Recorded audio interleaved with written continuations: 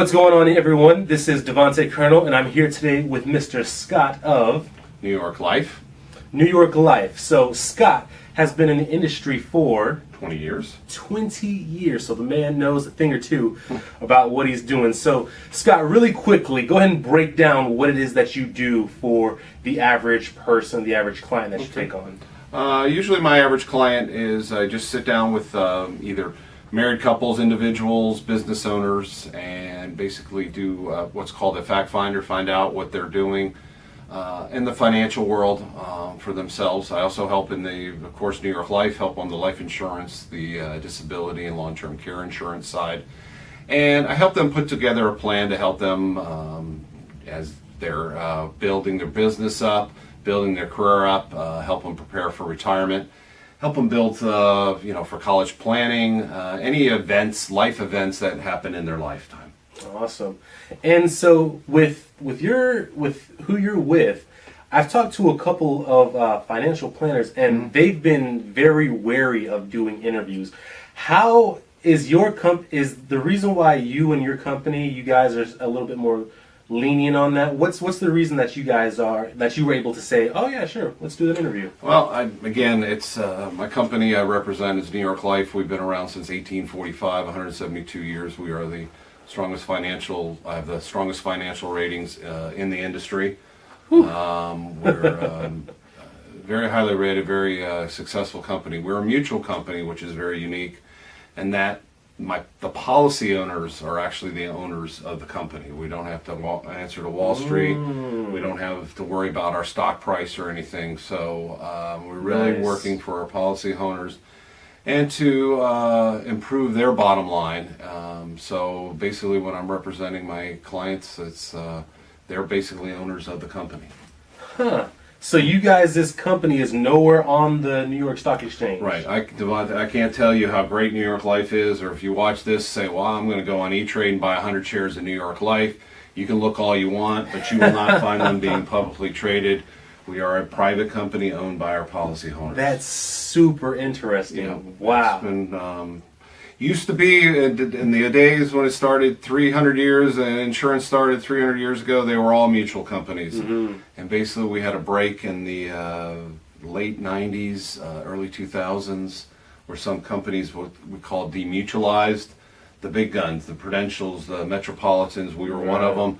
We stayed mutual, they demutualized. Basically Metropolitan is out of the business now. In 17 years went from the largest to out of business.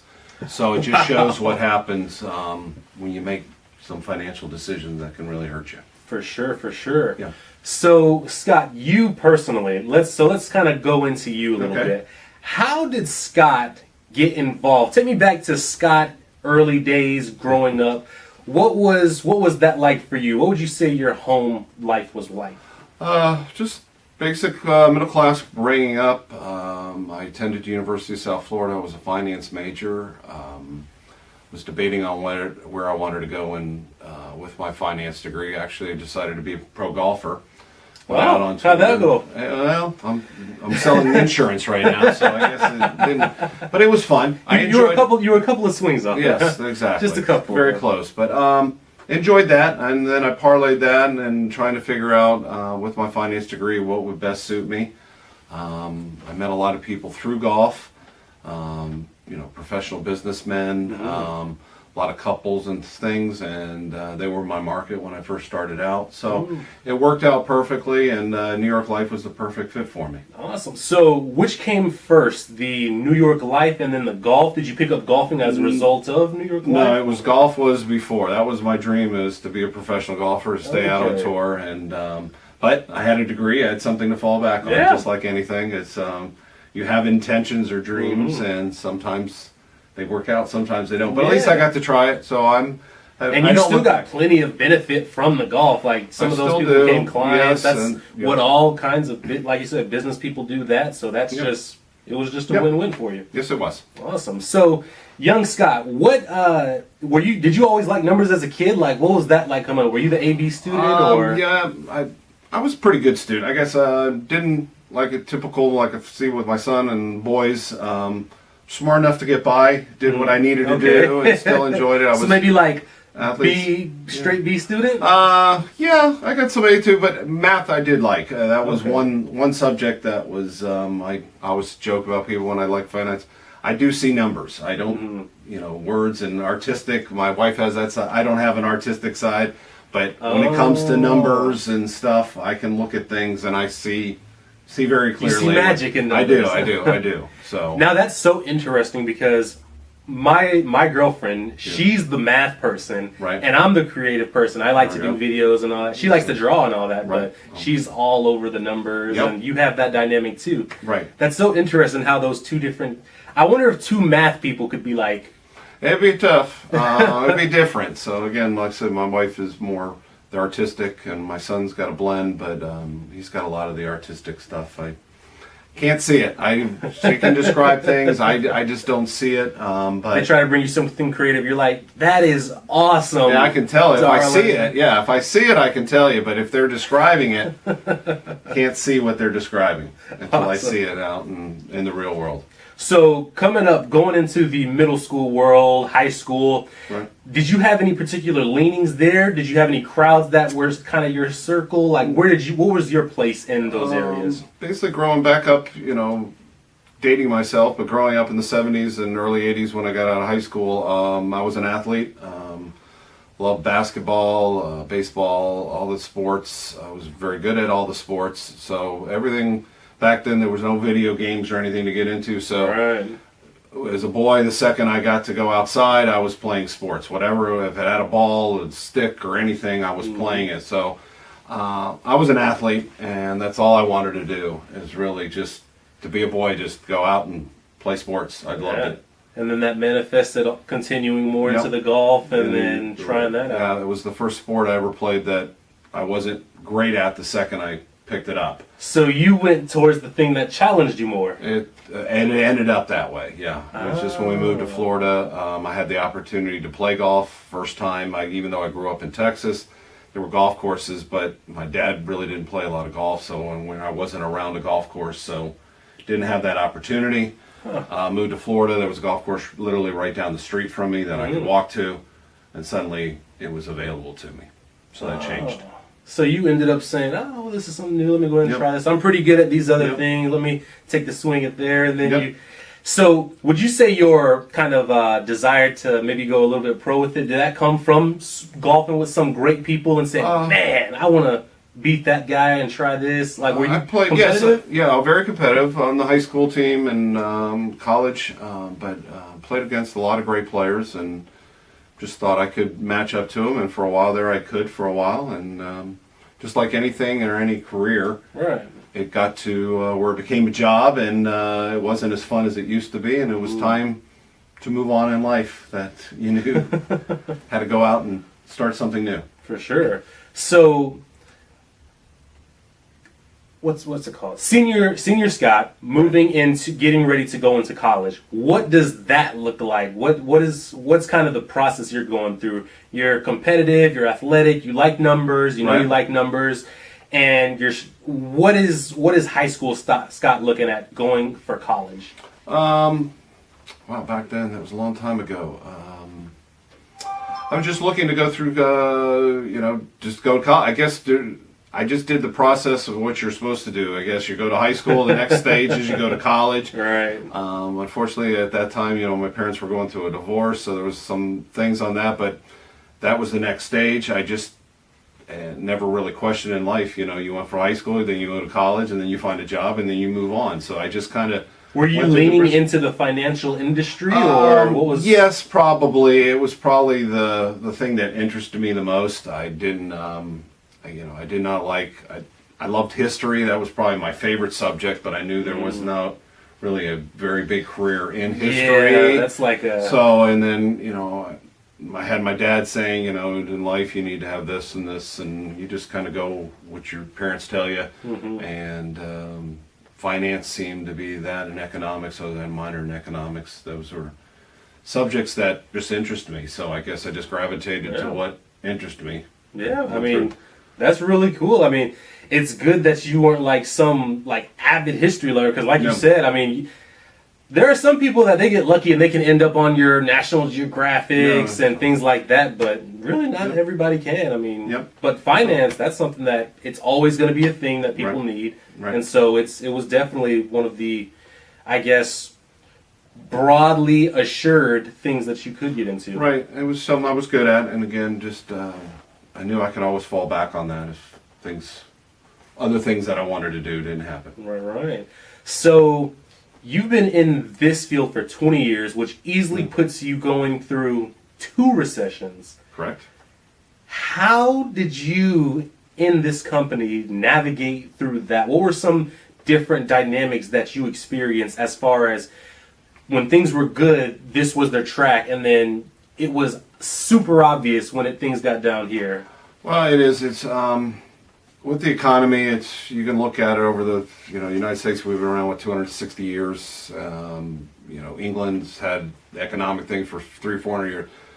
Conservative still works. It always works. Everyone keeps thinking there's some new fangled idea that they're going to get rich quick and stuff. We always have that thing with the United States, but it's still the old thing that always works is being conservative on certain assets and protect yourself. So I always position my clients into a position to be very comfortable, conservative, and then once you're in the conservative and the protection aspect, then you can go into being more aggressive and taking chances. I never take on clients that the first thing I want to do is I want to be, totally like 50% of their portfolio in the market and crazy things, and I want to make, I want to double my money next week and stuff like that. It's just not. We're not set up that way. It doesn't work. It could work. Some people it could work. Some people bought Bitcoin. And some other people did not. And some people got in when it was $500. Some people got in at $17,000. Right. And so who knows what that will happen in the future. So again, it's if you're willing to, if you have the money to risk and you lose it, that's fine. It's when you risk your money that you have and you need it in the future. It's dangerous. So. The company and the way we're structured has always been my theory on how economics work.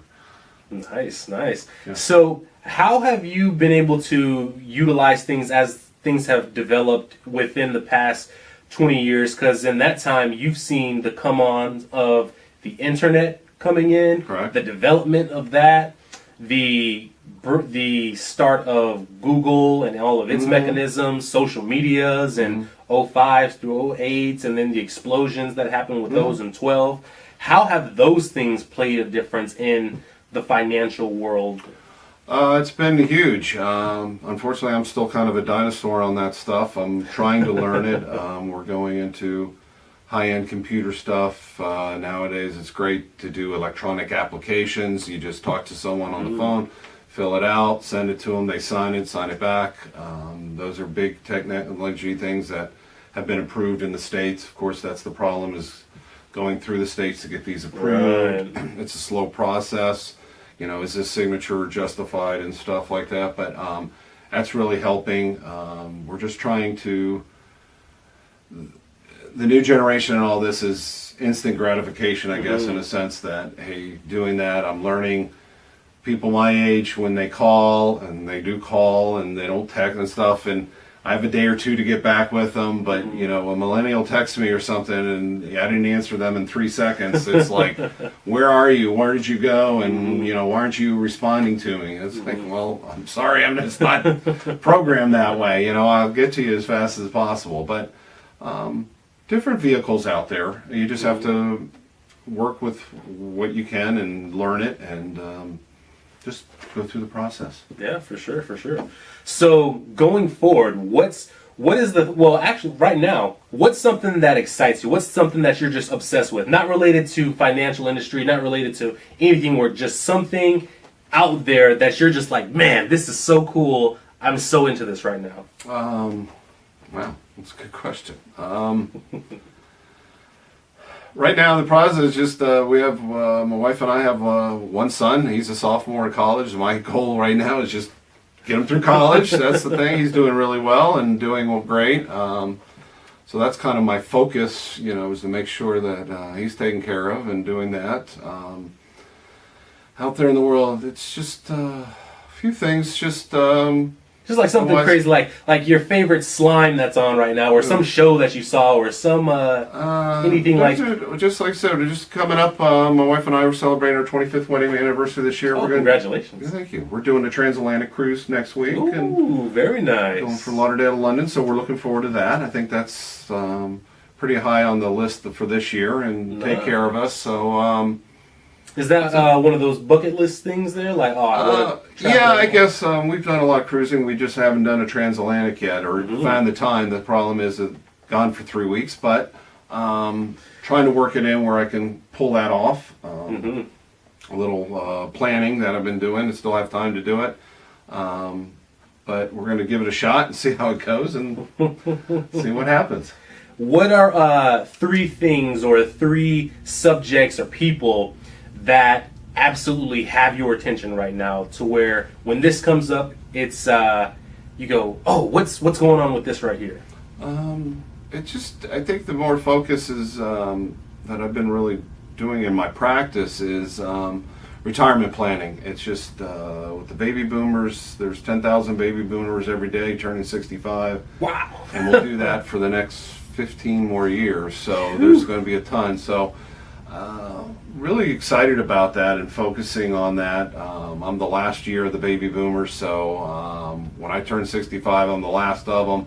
So I'm kind of looking forward to helping myself and my clients, because I'm in the same boat they are, building towards retirement. So right. I think that's really one of my. What do you have, like another 30 years? No, yeah, I wish I did. About 12 years or so. 12 years? Really? Yeah, about 12 years and be the last one. So. Still have time. It'll be 32 years when I hit that, and probably still be going forward. I still think this job, it seems, New York Life, we have more and more people. We go to council meetings and stuff that have their 60th, 50th year anniversaries and stuff. It's amazing how long they work. It's a great job. Yeah. You get really connected to your clients. They become part of your life, and it's hard to give up when you're planning for somebody, even though they might be younger than you. You still want to stick around and make sure that plan is put in place. And it's great enjoyment when it is put in place and it does exactly what you told them it would do, seeing it down the future. So it's a really rewarding. How does that work? If you were to put a ratio to it, is there a percentage of people to where a plan just doesn't work, or is it what is that ratio, if there is a ratio to it? I don't know if you could put it in quantitative like that, but it's really the commitment. I always tell people, I can't love your money more than you do. Mm-hmm. So when a client comes in and they're not very motivated, they're wishy-washy and stuff, it's very difficult. Wanting to change the trajectory of it every 3 months or something. Yeah, exactly. It's a process, and sometimes, unfortunately, it's not the most exciting thing to sit there and spit out numbers and do some calculations and stuff. But again, just trying to get the client to focus and to see the future.